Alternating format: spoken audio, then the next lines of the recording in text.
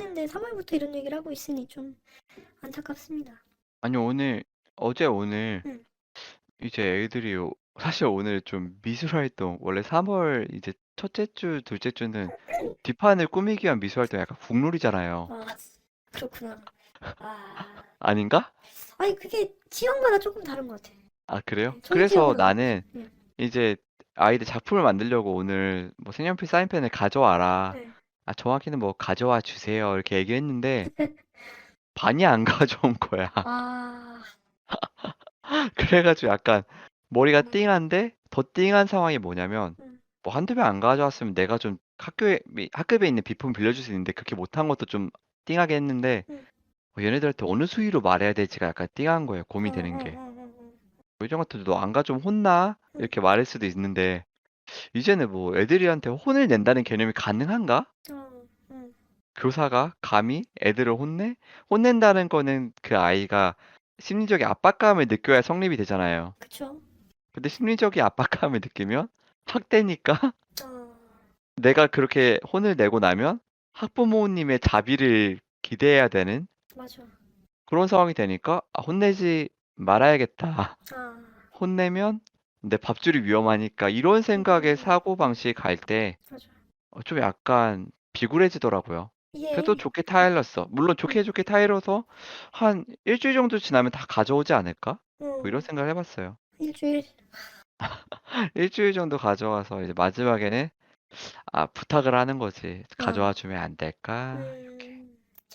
그러니까 이게 참, 뭐, 일반 시민들도 자기가 만났던 최악의 선생님이 자기가 가지고 있는 선생님의 이미지라면 우리도 학부모님이나 어떤, 특히 학부모님에 대해서는 이제 가장 그치. 까다로웠던 학부모님이 우리의 스탠다드가 되기 때문에 이걸 우리가 어떻게 말했을 때 어떤 식으로 반응을 하실지 몰라. 그래서 최대한 방어적으로 가는 게, 있죠. 네. 근데 심지어 저는 그 10년간의 주사위 굴리기에서 거의 다 6을 뽑은 거야. 아, 한 분의 학부모님도 날 고통스럽게 한 적이 없었거든요. 음. 근데도 마음속 한구석에 이 학부모님들과 어느 정도 좀 분위기가 형성되기 전까지 3월에는 네. 불안한 거야. 그쵸. 들려온 얘기가 있으니까. 그리고 이렇게 걸렸을 때 교사의 페널티가 너무 심각해. 그쵸. 학부모랑 학생은 리스크가 없어요. 네. 그냥 아동학대 했다, 당했다, 정서학대 했다, 이렇게 한마디 해서 교사를 신고하거나 하면은 교사는 생계가 끊길 수도 있는 페널티를 감수해야 되잖아요. 그쵸.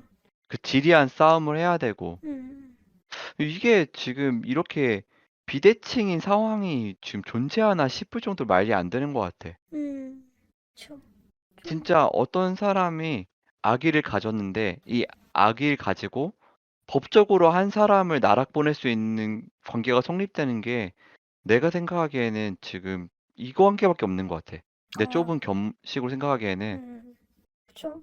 맞아요. 그렇습니다. 아동학대로 만약에 걸리게 되면 거의 크게 예외 없이 일단 직위 해제하고 시작한다고 하더라고요. 그러니까 네. 내가 의아한 거는 음, 결국에는 무죄가 뜨거나 무혐의가 뜨거나 형사처벌 가거나 제가 생각하는 극단적인 사례까지 안 가는 경우가 많다는 말이에요. 네. 근데 그 사이 동안 직위 해제되고 자기가 받는 스트레스랑 그 부담감을 그치. 뭐 어디서 보상을 해주고 네. 어디서 그걸 뭐 받을 수 있겠어요, 사과를. 그쵸. 그리고 사실 교사도 어떻게 보면 명예가 되게 중요한 직업인데 직위 해제 그치. 당했다는 사실 하나만으로 사실 좋은 글씨가 딱 박히기 때문에 되게 사실 그러니까. 지양해야 되는데 일단은 깔고 가더라고. 그런 경우가 꽤 있더라고요. 네. 그 사고 일으키면 밝혀지기 전에 직위해제 때리는 경우가 있다고 하더라고요. 네, 네, 혹은 이제 그냥 직위해제까지 아니더라도 네. 그냥 뭐 병가로 돌리거나 보직 변경해서 어, 담임해서 이제 좀 멀어지게 하고 접촉을 안 하게 하고 그러니까 어떻게 보면 가해자와 피해자를 즉시 분리하는 거죠. 그쵸. 가해자와 피해자가 결정한 건 아니지만. 와, 근데 이게 그 정도면 진짜 양반이다, 진짜. 진짜 물론 아동학대를 저지른 사람에 대해서는 엄벌 쳐야 되는 건 맞아요. 그쵸? 특히 요즘에 응, 뭐 CCTV나 이런 걸로 어린이집이나 유치원 이런 사례들이 보이기도 하잖아요. 응, 응, 또는 아이 돌보미도 있고 응. 또는 교사도 사각지대 내에서 있을 수도 몰라. 근데 응, 사실 교사는 좀 되게 어렵다고 생각하는 게 아이가 뚜렷하게 그 이야기를 할 수 있기 때문에 응, 굉장히 그렇게 구타를 하는 거는 거의 상상하기 어렵단 말이에요. 그쵸. 근데 교사한테 이렇게 페널티가 오는 게 내가 교사기 때문에 팔이 안으로 굽는 건지 응, 사회인들이 보기에도 이건 좀 가혹하다라고 느끼는 건지 이거는 좀 많이 궁금해. 응, 그런 것도 뭐 채널의 목적이긴 하죠. 응. 사실 사람을 직접 만나는 직업인데다 네, 사람을 가르치는 직업이라서 조금 더 엄격한 것도 사실이고 또 네. 중요한 직업이고 어떤 사명감? 그런 것도 있어야 되는 직업인 건 맞는데 어떤 뭐라고 해야 될까? 그 밸런스가 좀 안 맞아요. 그러니까 우리가 가지고 있는 책임감도 사실 되게 커야 되는데 그러면은 우리가 뭔가 할 수 있는 권한도 주어져야 되는데 권한은 약간 줄어드는 추세로 가고 있어요. 근데 우리가 그쵸. 해야 되는 것들은 갈수록 늘어나고 있어. 네. 그래서 그러니까 그게 나는 이게 응, 거의 뭐 서비스업이라고 생각이 드는데 응, 응, 그 누구야? 그러니까 뭐 배달의 민족에 있는 자영업자라고 하면 응, 리뷰 1점에서 누가 한 줄로 그런데 음식물 위생 관리가 좀 별로인 것 같아요. 이렇게 한마디만 했는데 바로 영업 정지를 먹는? 응. 사실은 조사를 거치거나 누가 이게 들어와야지 문제가 생겨야 되는 거잖아요. 네, 네, 근데 그 한마디나 그런 것만으로도 되게 심대한 타격을 입는 거는 응, 불합리하다라고 응. 생각을 해서 더글로리 보셨죠? 저는 보진 않았고 쇼츠랑 보자. 아니 이거 안 저는 봐서 더글로리 얘기할 수가 없. 왜냐면 얘기하셔도 되고 대충은 다 아는데 제가 좀 그래요? 학교 폭력 관련된 거 제가 잘 못 봐요.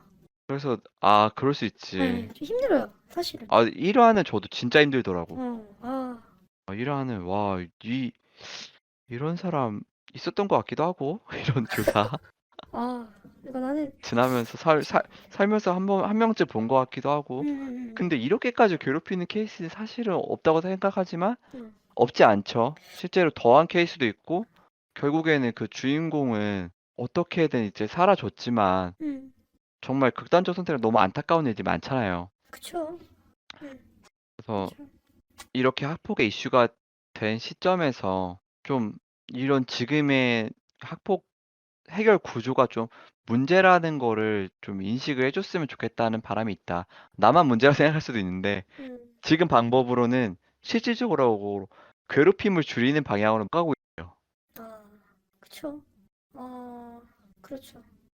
그러니까 이게 참 되게 딜레마인 것 같기는 해요. 학폭 문제에 있어서는 저도 좀 생각을 해봤는데, 뭐, 가해자 학생을 강하게 처벌하는 것만이 능사는 아닌 것 같기는 한데, 근데 또 이게 어떤 실질적인 처벌 혹은 실질적인 계도가 되고 있는가라고 했을 때에도 사실 잘 모르겠어요.